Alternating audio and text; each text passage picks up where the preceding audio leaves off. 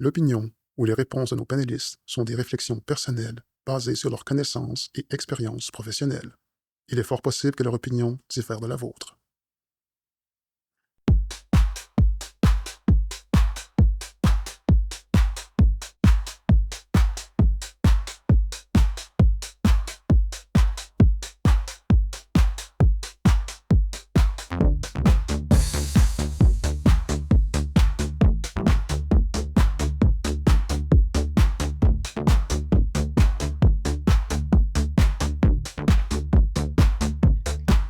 Bonjour mesdames et messieurs et bienvenue à ce nouvel épisode de l'Apport collectif. Balado aux 3 experts de la chaîne d'approvisionnement, de la gestion contractuelle et de la logistique du secteur public ou municipal apporteront à la table de discussion leur point de vue sur différents enjeux et questions entourant la chaîne d'approvisionnement. Mesdames et messieurs, mon nom est Patrick William de l'Université McGill et modérateur de ce balado dédié aux enjeux et défis de la chaîne d'approvisionnement. Pour cet épisode, nos panélistes aujourd'hui sont Madame Maggie Couture, directrice de la chaîne logistique à la Ville de Montréal. Madame Nancy Beauchemin, présidente et consultante de l'entreprise Expert Conseil Inc. Et Monsieur Alain Dubé, chef de service, gestion contractuelle et approvisionnement à Urgence Santé. Mesdames et messieurs, nos 3 panélistes partageront leur expertise, leur expérience et leur point de vue du thème de l'épisode. Leur contribution nous permettra d'approfondir notre compréhension et d'alimenter la réflexion collective. Panélistes, merci de votre apport au balado et sans plus tarder, commençons notre discussion. La logistique est souvent perçue comme une fonction opérationnelle, voire administrative, reléguée à l'arrière-plan des décisions stratégiques. Pour plusieurs acheteurs, elle demeure un secteur méconnu, parfois sous-estimé, alors qu'elle influence directement les coûts, le niveau de service, la gestion des risques et, ultimement, la rentabilité des organisations. Dans un contexte où les chaînes d'approvisionnement sont de plus en plus complexes, volatiles et exposées aux perturbations, la logistique n'est plus seulement une question d'exécution, elle devient un véritable levier stratégique. Optimisation des flux, choix des partenaires, gestion des inventaires, transport, technologie, indicateurs de performance. Chaque décision logistique peut générer des gains significatifs ou des pertes coûteuses. Aujourd'hui, nous allons donc explorer comment la logistique peut passer d'un centre de coût à un moteur de création de valeur et pourquoi la logistique reste trop souvent en silo des services d'approvisionnement. Comme introduction, panélistes, pourquoi, selon vous, la logistique demeure-t-elle un angle mort pour plusieurs acheteurs? Alors, je vais casser la glace. Alors, selon moi, la logistique demeure un angle mort pour les acheteurs, souvent par méconnaissance du secteur. Et physiquement, souvent les acheteurs et les gens de la logistique sont sur des installations différentes, donc des lieux différents. Côtoient pas les produits, donc voient pas la volumétrie des produits, par exemple. Voient pas l'enjeu que peut causer de commander un certain surplus de stock comparativement à la quantité juste, compte tenu du manque d'espace. Donc, je dirais qu'essentiellement, c'est pour cette raison-là. Là. Je ne sais pas s'il y a d'autres de mes collègues qui ont d'autres points de vue là-dessus. Je pense que de moins en moins quand même, tu prends les formations universitaires, de plus en plus, c'est des chaînes d'approvisionnement. Quand j'ai fait de la formation, tu faisais une formation en acheteur, il y a longtemps. Aujourd'hui, tu fais des formations en chaîne d'approvisionnement. Je pense que les nouveaux acheteurs, majoritairement, ont plus conscientisé que la logistique elle a une importance dans le processus. Souvent, on l'oublie quand on fait nos appels d'offres, quand on fait nos recherches de prix, qui fait que ça a des conséquences souvent quand tu regardes pas le temps de regarder combien ça coûte de l'amener, combien ça coûte de le gérer, combien ça coûte de l'entreposer, l'argent que tu mets dans un entrepôt. Il y a une perte de connotation, je pense, qui arrive un certain temps à ce niveau-là, achat, logistique. C'est pour ça que tu regardes dans le réseau de la santé, en 2015, quand on a fusionné, on est devenu les CIS et les CIUS, énormément d'établissements ont créé des directions de logistique. La raison de qu'ils ont créé des directions de logistique, c'est justement de rassembler les départements de gestion contractuelle, d'achat et de logistique, d'entreposage, tous sous un même toi, pour avoir une vision globale continue d'une chaîne d'approvisionnement. Est-ce qu'il y a encore des problèmes? Oui, comme Nancy disait tantôt, souvent les acheteurs sont dans leur petit monde à côté, les gens d'entrepôt sont dans leur monde différent, mais il y a des établissements qui ont regroupé les deux ensemble, dans les mêmes bâtisses, dans des bâtisses extérieures, dans des entrepôts centralisés, justement pour que les gens se parlent, former une synergie d'équipe. Si tu n'as pas ça ensemble, si tu partages pas les mêmes objectifs, tu pourras pas partager la performance, là. Il y a quelqu'un qui va payer quelque part. Donc, je pense que les acheteurs doivent pas oublier non plus que tu as une performance monétaire. C'est beau de faire une économie, mais si ton économie ne génère pas d'économie d'utilisation d'opérationnel, ça te donne rien parce que tu vas manger tout simplement tes économies en bout de ligne. Donc, oui, il y a encore une petite ségrégation entre les deux, mais je te dirais de moins en moins. Il y a peut-être 20 ans, c'était très, très, très différent, mais aujourd'hui, c'est beaucoup moins que ça l'est. Ben, je vais parler pour le secteur municipal. Le secteur municipal, c'est pas tant vrai. Il n'y a pas beaucoup d'amélioration, il n'y a pas eu beaucoup d'avancement parce que le magasinier aujourd'hui reste quelqu'un qui est derrière le comptoir et qui donne une pièce dans la perception des gens, ce qui est pas vraiment le cas. C'est une des façons d'installer un produit dans le réseau. Maintenant, ce qu'on a commencé à faire, je vais parler pour la Ville de Montréal, c'est de parler de stratégie logistique. Comment on va amener le produit à destination de la meilleure façon possible et comment on va réfléchir. Est-ce que le magasin est une option dans la stratégie logistique, mais il y en a beaucoup d'autres.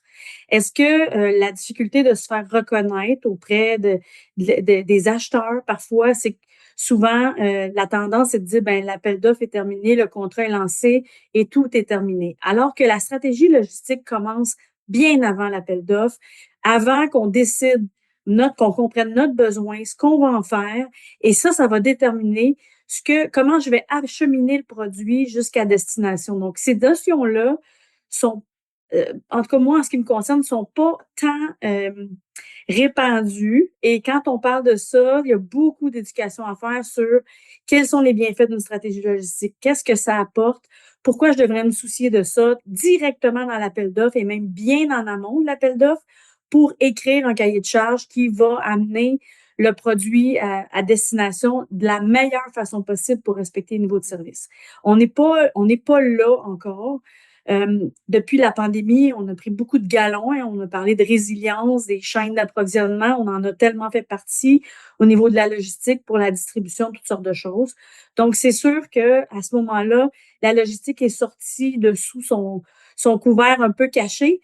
Mais est-ce que les gens comprennent vraiment bien à quoi ça sert et comment ça peut contribuer justement à la rentabilité, à l'organisation, au respect des budgets?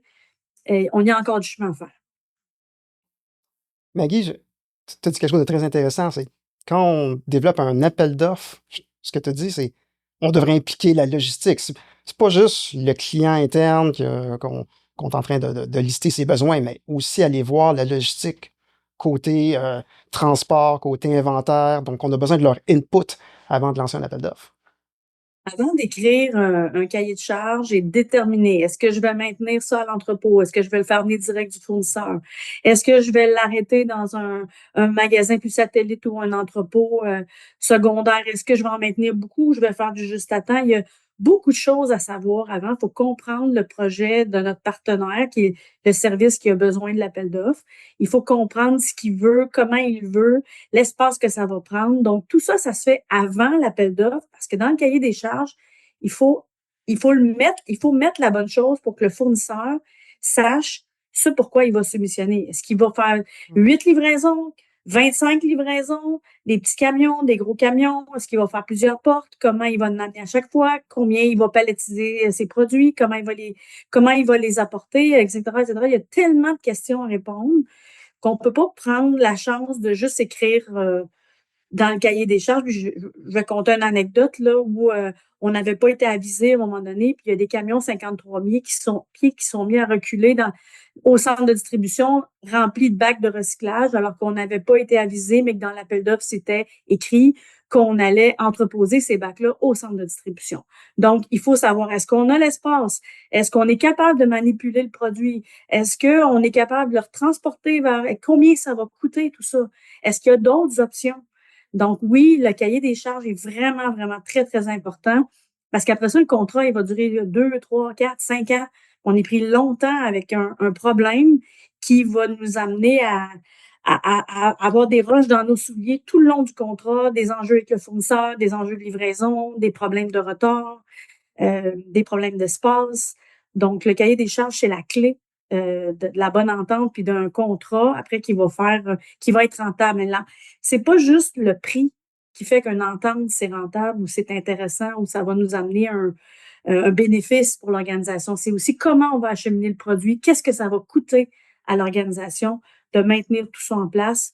C'est énorme comme coût et on le considère pas aujourd'hui parce que c'est à l'entrepôt, ça coûte soi-disant rien, alors que c'est faux. Donc, toutes ces questions-là, on doit se les poser en amont. Peut-être arrive un Au certain niveau de la temps que santé, Alain et Nancy, vous avez aussi beaucoup d'expérience. Est-ce que vous pensez aussi, comme dans le municipal, il faut vraiment une implication de la logistique quand il est temps de conclure des contrats avec des fournisseurs, que ce soit à l'appel d'offres ou en gré à gré? ben, je te dirais que la santé a quand même fait un grand pas en 2015, comme je disais tantôt. La pandémie a aussi amené beaucoup de changements, tout comme le municipal, là, on disait tantôt, que Maggie elle disait tantôt, qu'elle a mis la logistique sur la sellette, qui n'existait pas nécessairement, qui était une direction secondaire. Oui, puis je pense qu'il y a quand même un changement en santé. Il y a des établissements qui ont fait des gros changements. Par exemple, le CHU de Québec, le Centre universitaire de Québec, a maintenant un centre logistique centralisé. Il y a beaucoup de choses qui ont changé dans la santé de ce côté-là. Il y a encore du chemin à faire, là. La mentalité est encore là, parce qu'il ne faut pas oublier, hein, souvent les achats, le défaut des achats, c'est qu'on célèbre des économies. Yeah, j'ai sauvé de l'argent, j'ai fait un beau contrat, mais on oublie, si tu oublies le côté de la logistique, tu oublies de gérer les conséquences de tes économies potentiellement. Tu sais, comme dans mes anciennes vies, j'étais dans l'industriel, tu pensais avoir gagné, j'ai sauvé tant de dollars sur le film, puis tu étais tout content, mais tu allais sur les planchers d'opération, puis la machine, elle brisait, puis elle ne roulait plus maintenant. Elle t'a brisé 50 du temps. Tu n'as pas sauvé une scène. Donc, c'est un peu le même principe avec la logistique, là. Que ce soit une usine, que ce soit n'importe quoi, les opérations, quoi que ce soit, il y a un lien de cause et effet, puis tu peux pas travailler dans ton coin tout seul. Tu peux pas, si tu n'as pas les mêmes objectifs que la logistique, que ton département en tant que tel, que ton client, tu vas juste te ramasser quelque part. Tu partageras pas la performance, tu partageras pas les résultats. Oui, toi, tu as peut-être des bons résultats, mais globalement, l'organisation, tu n'auras peut-être pas des bons résultats parce que ça coûte trop cher. Tu reçois des 53 pieds de container.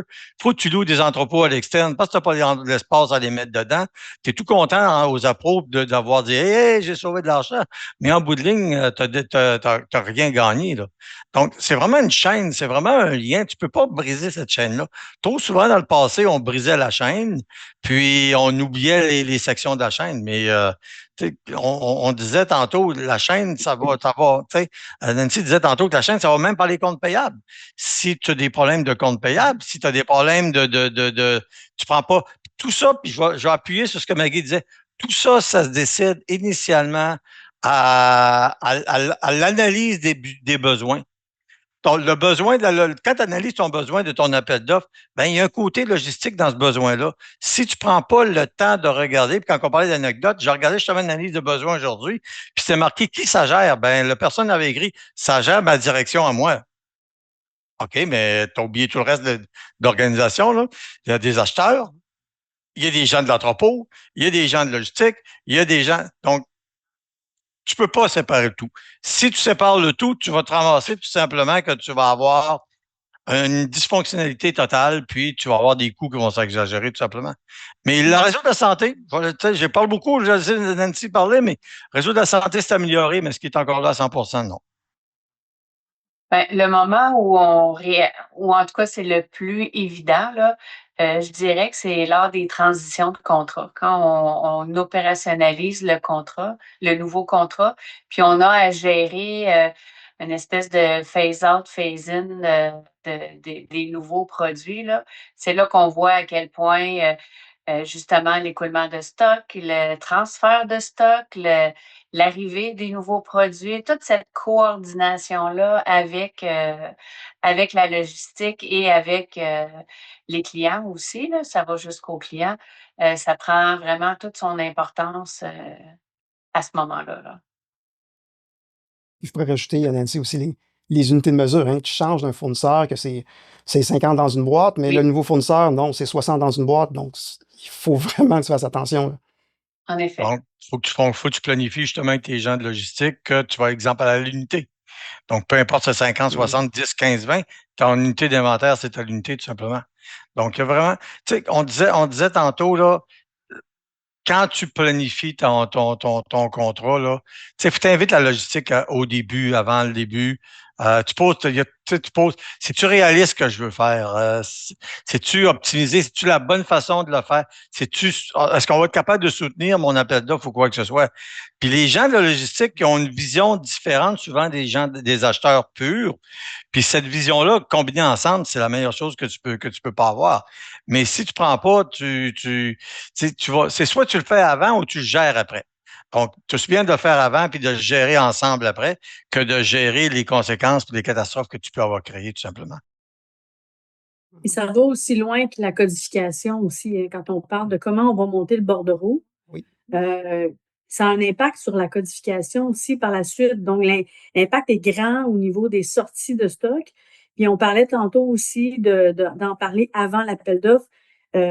Pour la majorité des municipalités, la logistique et l'approvisionnement, c'est la même personne, c'est les mêmes équipes. Mais d'en parler avec ces gens-là, même 6 mois à l'avance, de dire, OK, je vais avoir ça qui s'en vient, j'ai tel projet, je pense aller vers telle orientation pour avoir le temps de réagir, justement. Est-ce que je vais avoir besoin de plus d'espace? Est-ce que c'est la bonne décision qu'on va prendre? Qu'est-ce qu'on va faire? Est-ce que c'est des nouveaux projets qui vont nécessiter des transitions différentes? Donc, souvent, quand on est juste avant l'appel d'offres, il est déjà un petit peu trop tard pour se poser ces questions-là parce que le nombre d'options va être réduite par rapport à est-ce qu'on s'est vu venir quelques semaines ou quelques mois avant? Est-ce qu'on en a parlé? Est-ce qu'on comprend les impacts de prendre telle ou telle décision avec notre partenaire? Et après ça, on prend la bonne décision et c'est ça qu'on écrit dans le cahier des charges. Parce qu'on parle de chaîne, mais au-delà de la chaîne, c'est une circularité. On vérifie la stratégie, on fait le cahier des charges, on émet un contrat, on vit le contrat et là, jusqu'à dans le dernier droit du contrat, on jase ensemble et là, on repart. Et là, on tourne et on tourne et on tourne et ces maillons-là sont attachés ensemble. Tu disais, Alain, c'est une équipe et ça doit pas être l'un après l'autre, ça doit être l'un avec l'autre. Le client, les gens qui font les achats, la logistique, tout ça, c'est des gens qui doivent se parler autant pour le niveau réglementaire, le niveau de plus technique, opérationnel, le besoin vers le citoyen. Puis tout ça va s'attacher ensemble. La communication, c'est la clé. Puis de créer des points de contact à différents moments dans le contrat permet ça, de prendre les bonnes décisions et permet aussi de mieux comprendre quelles sont les bonnes ou les moins bonnes décisions qu'on a prises pour déjà se voir venir pour le prochain contrat et discuter avec notre client si on a d'autres idées, échanger, amener. Je pense que c'est vraiment super important. Question pour vous, panélistes. Est-ce que la logistique est un client du service des appros? Absolument pas. C'est un partenaire. Ça fait partie, comme on disait, c'est une chaîne. Pas pour rien qu'on est rendu, on parle de chaîne de supply chain. C'est pour ça qu'on parle de supply chain. Puis la logistique fait partie de la chaîne d'approvisionnement. On ne peut pas séparer les deux ensemble. C'est quand tu sépares les deux, comme Maggie disait tantôt, c'est là que tu te ramasses simplement dans quelque part, tu te ramasses dans un monde que tu ne fonctionnes pas. Si tu veux que ça fonctionne, tu ne peux pas séparer les deux. Puis tu vas dans le privé, tu as des vice-présidents opérations, puis les vice-présidents opérations ont les approvisionnements, puis ont la logistique ensemble, en plus d'avoir le manufacturing. Donc, non, c'est pas un client, c'est un partenaire, c'est quelqu'un que tu dois travailler de main dans la main pour t'assurer justement que ça fonctionne correctement. C'est surtout pas un client. c'est surtout pas un client, c'est surtout quelqu'un qui travaille main dans la main avec quelqu'un d'autre. L'un ne peut pas aller sans l'autre et vice-versa. Et un client, c'est quelqu'un qu'on sert. That's it. Tandis que dans l'autre cas, c'est bidirectionnel. Donc, ça doit aller dans les deux sens. Et pour faire une bonne job comme en approvisionnement, pour faire une bonne job en logistique, il y a des échanges qui doivent se faire continuellement. Et moi, je souhaite et je travaille beaucoup sur les mots, justement, dire non, nous sommes des partenaires d'affaires pour supporter le service aux citoyens. Pour supporter le service aux citoyens, ça prend un ensemble de partenaires et on fait partie de ce partenariat-là. Donc, moi, ça me dérange toujours quand j'entends qu'on est un client. Parce qu'un client, c'est juste quelqu'un qu'on veut satisfaire, puis ça s'arrête là. Tandis qu'un partenaire, c'est quelqu'un avec qui on communique beaucoup plus, qu'on écoute, qu'on échange. Oui, exactement. On jase ensemble, puis on trouve des solutions. Tu fais pas ça avec un client. Donc, non, on est vraiment des partenaires. J'ai peut-être un petit parti pris. J'ai souvent eu à travailler des organigrammes, puis ce qui a fait le plus de sens pour moi, c'est quand on avait, entre autres, un coordonnateur en haut de cette chaîne-là qui avait à la fois la logistique, réception, entreposage, distribution, les achats et la gestion contractuelle. Fait qu'il pouvait adresser un processus dans son ensemble. Donc, agir là où les enjeux ou les défis étaient. Donc, il n'y avait pas de parti pris. On regardait vraiment comme je pourrais dire, le big picture, là. Donc, c'est beaucoup plus efficace quand on le regarde de façon intégrée, là. Est-ce qu'on peut dire que de mauvaises décisions logistiques peuvent annuler les économies négociées par les achats? Les achats lancent un appel d'offres, il y a des gros savings, on sauve beaucoup d'argent, c'est des consommables, on rentre ça en magasin, il n'y a pas de rotation de stock qui se fait, on perd du stock. Est-ce que c'est ça? Est-ce que ça peut arriver que la logistique impacte négativement les bons coûts des approvisionneurs? 100% d'accord avec toi. Tu sais, l'argent, une fois que tu as fait ton approvisionnement, l'argent adore où? L'argent adore dans les stocks.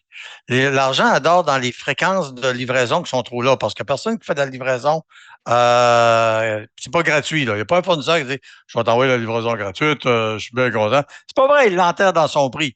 Donc, tout ce qu'on fait dans l'imagination, qu'on travaille ensemble, oui, si tu prends pas la bonne décision, autant la logistique, si l'information ne provient pas correctement, tu vas annuler tous les gains. L'argent est là. La logistique, la pro fait son contrat, mais l'argent est dépensé par la logistique. C'est la logistique qui dépense, qui garde les stocks. Si tu fais pas des choses correctement, tu sais, souvent les gens vont dire ça coûte rien, c'est sa tablette. Ben, c'est pas vrai. Tu sais, dans les années 1888, quand j'ai commencé à travailler, là, les taux d'intérêt étaient que 16, 17, 18%. Le dollar que tu mettais sur ta tablette qui dormait, là, il coûtait 18%. Aujourd'hui, c'est 1, 2, 3, 4%. Donc, ça n'a plus l'importance que ça avait. Mais dans le temps, si tu faisais pas attention à ce que tu faisais, tu mangeais ton cash flow. Tu peux pas te permettre ça. Donc, oui, tu peux faire des mauvaises décisions, puis que tu vas avoir tous les gains que tu as fait de ce côté-là. Mais tu ne peux pas blâmer la logistique. Dans la plupart du temps, les décisions ne sont pas prises en logistique. Les décisions sont prises en amont ou que les gens, la logistique n'a jamais été concernée, consultée. Donc, c'est important de ce côté-là. Oui, tu peux perdre. C'est sûr qu'il y a des décisions qui peuvent être prises, par exemple, on travaille on prend la décision, par exemple, de mettre le stock en inventaire. On a on a l'obligation de valider les min-max, de s'assurer des saisonnalités. Il y a des décisions comme ça qu'on peut prendre qui vont être mauvaises sur le terrain, qui va être une mauvaise décision. On dira, j'ai mal jasé avec mon client, j'ai pas validé ses besoins, mettons, à cette période-ci de l'année, j'ai trop acheté. C'est sûr que ça arrive, là. Donc, ça fait partie de ça. Et oui, on mange de l'argent dans la désuétude des produits, les dates de péremption, les rotations de dates de péremption. C'est aussi ça aussi très important. L'usure, je vais prendre l'exemple d'essuie-glace, par exemple. C'est un matériau qui sèche. Bon, ben, c'est sûr que si à un moment donné, je fais pas attention, à un moment donné, c'est plus bon. Donc, c'est localement, on a des actions à prendre pour s'assurer que la marchandise tourne, que ça va bien, que tout est bien placé, qu'il n'y a pas aussi, je sais pas, moi, un amas de poussière ou de la saleté qui va briser l'équipement ou qui va faire en sorte que ça va être moins un bon produit. Mais ça fait partie des réflexions qu'on doit avoir à tous les jours pour s'assurer qu'on maintient la marchandise en bon état. Ça, c'est une portion. Si on décide que la stratégie logistique, elle passe par le magasin. Si la stratégie logistique passe par un autre site, le magasin, ça, c'est effectivement aussi décidé en amont. Puis là, c'est là que si les mauvaises décisions sont prises, ça, c'est plus grave parce que là, on en a pour toutes les années du contrat là, à subir la décision. Et inciter aussi les fournisseurs à voir l'inventaire. Pourquoi toi, tu supporterais l'inventaire, comme tu as dit, Alain? Là? Si le fournisseur est capable de te livrer le lendemain, tu n'as pas besoin d'avoir autant de stock. Laisse le fournisseur supporter l'inventaire. Mais il y a un coût, t'oublies pas, hein, faut que tu calcules le coût parce que toi, tu supportes pas le coût, puis si tu fais supporter le coût au fournisseur, tu vas payer quelque part aussi. Il faut voir qu'est-ce qui est plus rentable. Est-ce que tu es prête à prendre le risque demain matin d'être en just-in-time pur, puis potentiellement que tempête de neige, annonce de neige demain, hein? Donc, tempête de neige, tu reçois les équipements 2 heures plus tard que tu en as besoin, ben tu as des équipements de déneigement qui sont peut-être arrêtés pendant parce que tu ne traînais pas la pièce en inventaire.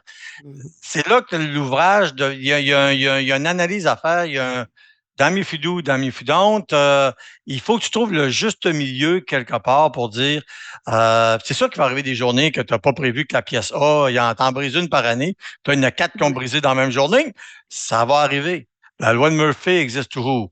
Mais quelque part, tu ne pourras pas traîner une voiture en pièces détachées ou un camion en pièces détachées en cas que. Donc, oui, tu dois faire affaire avec des bons partenaires, mais tu dois planifier ça. Puis c'est pas un approvisionneur qui connaît que cette connaissance-là dans son bureau. Là. C'est le logisticien va le connaître, la personne qui fait les approvisionnements va le connaître. Quand je parle des approvisionnements, je parle de le magasinier, OK, qui commande va connaître cette information-là. Mais dans ton bureau, tu ne le sauras jamais en tant qu'approvisionneur. Tu es trop loin des opérations, tu es trop loin de ce qui se passe. C'est pour ça que le contact, puis quand on parle de chaîne d'approvisionnement, je reviens, je me répète, là, c'est probablement dû à mon âge, puis je répète beaucoup, mais si tu fais pas ça en bout de ligne, tu t'en vas pour le chaos, là. Tu t'en vas pour l'échec total. Les compagnies qui font pas ça, aujourd'hui, peut-être qu'ils sont, tu prends une distribution consommateur, tu arrivais chez une distribution consommateur, je suis pas sûr qu'ils s'appellent distribution consommateur, c'était l'Amazon avec le catalogue du temps, mais tu te rendais, que tu arrivais là, puis tu te rendais au comptoir, puis il y en a pas. Il y en a pas. Il y en a pas. Donc, qu'est-ce qui est arrivé avec la distribution consommateur? Si aujourd'hui, distribution consommateur a eu du stock à la table, ça serait Amazon. Ça s'appellerait distribution consommateur au lieu de s'appeler Amazon. Pourquoi? Parce que quelque part, la logistique. Parle à Target qui est venu au Canada il y a quelques années. Target allait dans le magasin Target, puis il n'y avait rien sur sa tablette. Absolument rien sur sa tablette, dans les tablettes. Pourquoi? Parce qu'ils n'ont jamais mal évalué le besoin, etc. Donc, Target s'est retiré du Canada. C'est là qu'on parle de logistique. La logistique est importante. Il y a un coût qu'on n'a pas parlé beaucoup depuis tantôt non plus, c'est le coût environnemental. Tu sais, il faut réfléchir, on en entend beaucoup parler. On parle d'approvisionnement responsable comme étant mettre des clauses pour que les produits soient verts, mettre des clauses parce que moi, ce que je prétends, c'est acheter moins, c'est acheter mieux. Acheter moins, c'est mettre les bonnes choses aux bonnes places, faire en sorte que j'en perds moins et que je vais faire en sorte d'utiliser les choses au bon moment. Est-ce que j'ai besoin d'une livraison tous les jours? C'est un coût environnemental important, ça. Tous ces petits camions-là qui se promènent partout, là, à un moment donné, on va tous se réveiller puis se rendre compte de l'impact que ça a sur notre qualité de vie, sur les coûts de transport en général, sur l'environnement, sur plein de choses. Donc, nous aussi, tu sais, je me dis, on a aussi le devoir de se poser des questions comme organisme public. Quelle sorte d'exemplarité on veut donner? Comment on veut agir comme citoyen? Puis je pense que ça aussi, c'est un grand point très important. Le toujours à dernière, puis j'ai besoin d'une chose, elle arrive le lendemain, j'ai besoin d'une chose, elle arrive tantôt, elle arrive dans 5 minutes. C'est pas vrai là, qu'on a tous la même urgence, puis on est très, très habitués maintenant à ça.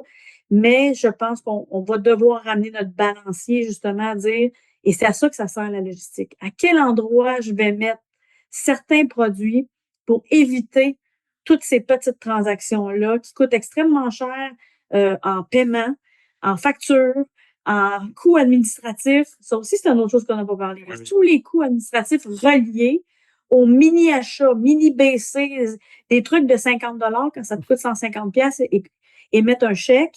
Je veux dire, c'est des choses la logistique sert aussi à ça. C'est pas juste une question d'avoir la bonne pièce à la bonne place, c'est combien ça va me coûter de façon beaucoup plus large. Il y a des études qui ont été faites qui disaient que gérer un chèque, là, une commande jusqu'à l'émission du chèque, c'est environ une centaine de dollars. Donc, quelque part, tu achètes 25 puis je vais faire un bon deal, je vais acheter pour 25 mais tu viens de coûter 100 d'administratif parce que tu as émis un bon de commande, tu as émis un chèque, tu as émis tout. Donc, il faut que tu trouves le bon niveau, justement, pour pouvoir faire ça. Il y a des coûts. Et encore, tu le retournes. Encore Oui, plus si c'est tu ça. le retournes parce que tu n'as pas acheté la bonne chose. Donc, oui, 100% d'accord. Exact. Panélistes, dernière question avant la fin de l'épisode. Si vous deviez donner un seul conseil à un acheteur pour améliorer la rentabilité via la logistique, ce serait lequel? Ben, Vas-y. vas-y, Alain. Non, non, Vas-y, non, Alain. vas-y. Non, On vas-y, s'est tous vas-y. supposé parler ce soir de toute façon. Hein. Tu te rappelles là, ce qu'on s'est C'est fait? vrai, je m'excuse. C'est pour ça que je vais justement te laisser parler. Non, en fait, le seul conseil que je dirais, c'est vraiment, moi, je prends le travail d'équipe, vraiment. Le travail d'équipe, puis l'apprentissage des connaissances de part et d'autre pour justement, puis respecter le travail de chacun, mais la mise en commun de ça est extrêmement payante. Puis on a après ça un succès commun qu'on peut partager et ça aussi, c'est très fort.